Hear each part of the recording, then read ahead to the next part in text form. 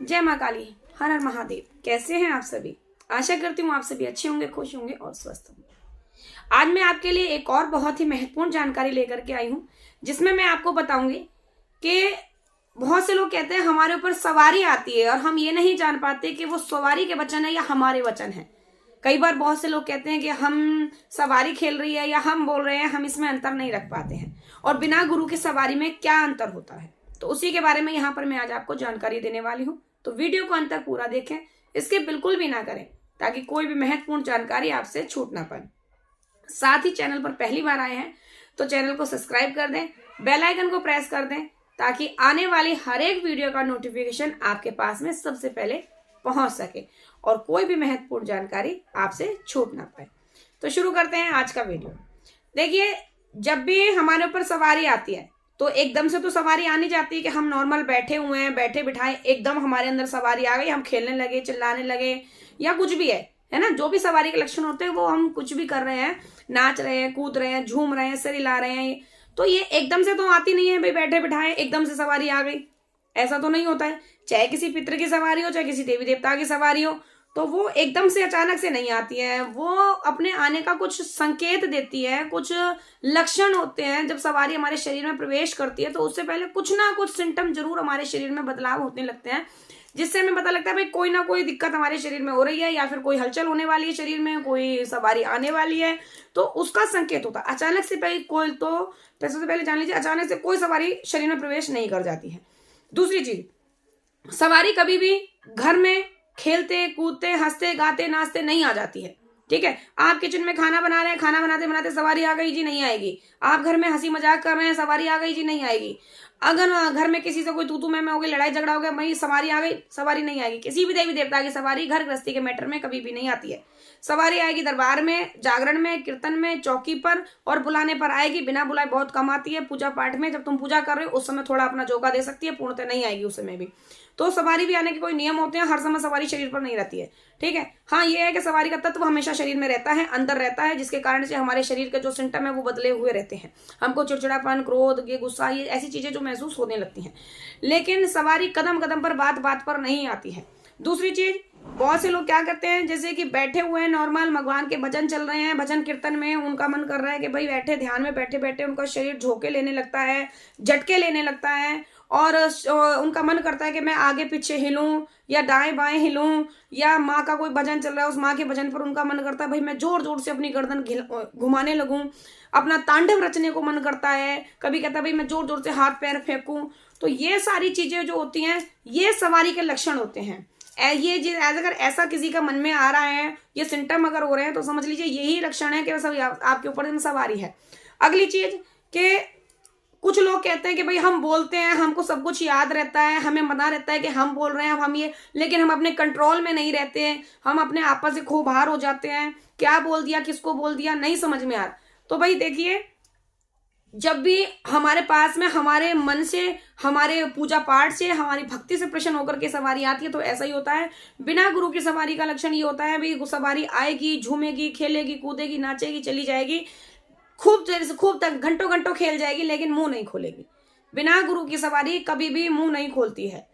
वो आकर के चुप रहेगी, ज्यादा करेगी तो इशारों में बात कर जाएगी, लेकिन वो मुंह नहीं खोलेगी। और फिर दूसरी चीज, अगर वो मुंह खोलती भी है, कभी थोड़ा बहुत कुछ बोलेगी भी, तो उसके वचन जो है वो गलत होंगे, उल्टे सीधे वचन होंगे, एक आधी वचन सत्य होंगे, बाकी वचन गलत होंगे। और जो लोग कहते हैं कि हमको होश रहता है, तो मैं आपको बता दूं कि जब आपके पास में बिना गुरु की सवारी आ रही है, आपके भाव से उत्पन्न होकर सवारी आ रही है, आपके पूजा पाठ से प्रसन्न होकर के सवारी आ रही है, तो उस स्थिति में ऐसा होता है कि हमको कुछ कुछ याद रहता है, कुछ कुछ नहीं रहता है। बहुत से लोग होते हैं कि उनको पूरा याद रहता है, बहुत से लोग होते हैं उनको कम याद रहता है, बहुत से होते हैं कि उनको जो है आधा होश रहता है और आधी जानकारी नहीं रहती है ना। बहुत से लोग ये होता है कि भाई उनको ये लगता है कि ये सारे जो वचन बोल रहे हैं ये हम ही भर रहे हैं। तो इनमें भी देखो अलग अलग चीजें होती हैं। और दूसरी बात, सवारी आने के लक्षण क्या होते हैं भाई? सवारी आती है तो पहले सबसे पहले शरीर भारी होता है, लोगों को उबासियां आने लगती हैं, आंखों से आंसू आते हैं और जो है उनका शरीर जो है कांपने लगता है, उनके रोंगटे खड़े हो जाते हैं। तो ये अगर सिम्टम होने लगे तो समझ लो कि शरीर के अंदर सवारी का प्रवेश हो रहा है, सकारात्मक सवारी का। और नकारात्मक सवारी का तो कुछ नहीं मालूम है कब कहां से कब प्रवेश कर जाए। नकारात्मक सवारी कब हावी हो जाए हमारे शरीर पर तो इसका तो कोई भी कह नहीं सकते। ये तो बिना बुलाए भी आ जाती है। नकारात्मक सवारी ही बिना बुलाए आती है। देवी देवता की सवारियां बिना निमंत्रण के, बिना आह्वान किए शरीर में प्रवेश नहीं करती हैं। भूत प्रेत जिंद मसान ये भाई, ये थोड़ा सा गुस्सा हुआ, थोड़ा लड़ाई दंगा कलेश हुआ, कहीं पर कोई चोट फेंट लग गई तो ये जो है अचानक शरीर पर हावी हो जाते हैं। थोड़ा सा किसी से लड़ाई तू मैं हो रही, तू मैं होते होते वो जो नकारात्मक ऊर्जा है वो अचानक हमारे शरीर पर हावी होकर के और घर में छोटी सी बात का एक बहुत बड़ा इश्यू बना करके बहुत बड़ा ये कहते हैं ना रण संग्राम बना देती है। एकदम से पूरे घर को ना एक रण का अखाड़ा बना देती है। तो वो करती हैं नकारात्मक ऊर्जा। सकारात्मक ऊर्जाएं कभी भी घर के अंदर लड़ाई दंगा कलेश नहीं फैलवाती हैं। सकारात्मक ऊर्जा कभी भी घर में आकर के कलेश करने के लिए अपनी लोगों की घर की गलतियां नहीं गिनवाती हैं। सकारात्मक ऊर्जाएं कभी ये नहीं कहेंगी कि भाई तुमने ये करा, तुमने वो करा, तुमने ये करा। जी नहीं, सकारात्मक ऊर्जा कभी भी किसी भी देवी देवता की सवारी घर में आकर के किसी की गलतियां नहीं गिनवाती हैं। वो सिर्फ और सिर्फ आपको आपकी आदत सुधारने को बोलती हैं, सोल्यूशन बता करके जाती हैं, ना कि गलतियां गिनवाती हैं। नकारात्मक ऊर्जाएं गलतियां गिनवाती हैं, सकारात्मक नहीं गिनवाती हैं। सकारात्मक नकारात्मक ये डिफरेंट आप बहुत अच्छे से जान सकते हैं कि सकारात्मक ऊर्जा है या नकारात्मक ऊर्जा है। सकारात्मक ऊर्जा सबसे पहली चीज कभी भी आने के बाद में अपने मियाँ मिट्ठू नहीं बनती हैं। सकारात्मक ऊर्जा अपनी तारीफ नहीं करती अपने मुंह से।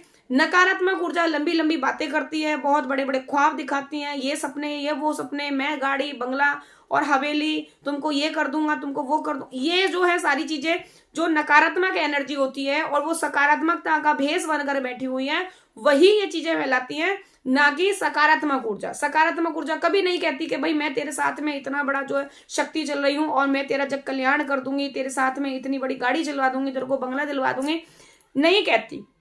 दूसरी चीज, सकारात्मक ऊर्जा कभी भी आकर के आपसे भोग नहीं मांगती कि मेरे को भोग दो, मेरे को मांस, मदिरा, अंडे और चिकन, ये इन चीजों का भोग जो है सकारात्मक ऊर्जा नहीं मांगती है। ये नेगेटिविटी होती है, जिन्न मसान भूत प्रेत अघोरी जिनके साथ में चल रहे होते हैं, ये सकारात्मक ऊर्जाओं का भेष रख करके ये चीजें हमसे मांगते हैं, खाते हैं और जब तक इनको मिलता है तब तक ठीक है, नहीं मिलता है तो फिर ये कलेश फैलाते हैं, विद्रोह करते हैं, शरीर में जो दर्द पीड़ लगाते हैं, घर का विनाश कर देते हैं। इसीलिए कोई भी सवारी अगर आ रही है शरीर पर तो सोच समझ कर ही उसको कोई भोग प्रसाद दीजिएगा, बिना सोचे समझे कोई भोग प्रसाद ना दें, क्योंकि सकारात्मक ऊर्जाएं किसी भी प्रकार का कोई भी भोग आकर के नहीं मांगती हैं। ठीक है, तो आज के वीडियो में इतना ही। मिलते हैं आपसे नेक्स्ट वीडियो में और अधिक जानकारी के साथ और आप सभी के प्रश्नों के उत्तर के साथ और आध्यात्म जीवन से जुड़ी और अधिक जानकारी के साथ। तो मिलते हैं आप लोगों से नेक्स्ट वीडियो में। तब तक अगर आपने चैनल को सब्सक्राइब नहीं किया है तो चैनल को सब्सक्राइब कर लीजिए, बेल आइकन को प्रेस कर दीजिए और साथ ही मेरा सेकंड चैनल काली माँ की बेटी रेणु यादव 20 जो मेरा पर्सनल चैनल है उसको भी सब्सक्राइब करिएगा। वहां पर आपको मेरी पर्सनल वीडियो और दरबार से रिलेटेड वीडियो मिलेंगी। तो मिलते हैं आपसे नेक्स्ट वीडियो में, तब तक के लिए सभी को जय माँ काली, हर हर महादेव। सेकंड चैनल है काली माँ की बेटी रेणु यादव 20। जय माँ।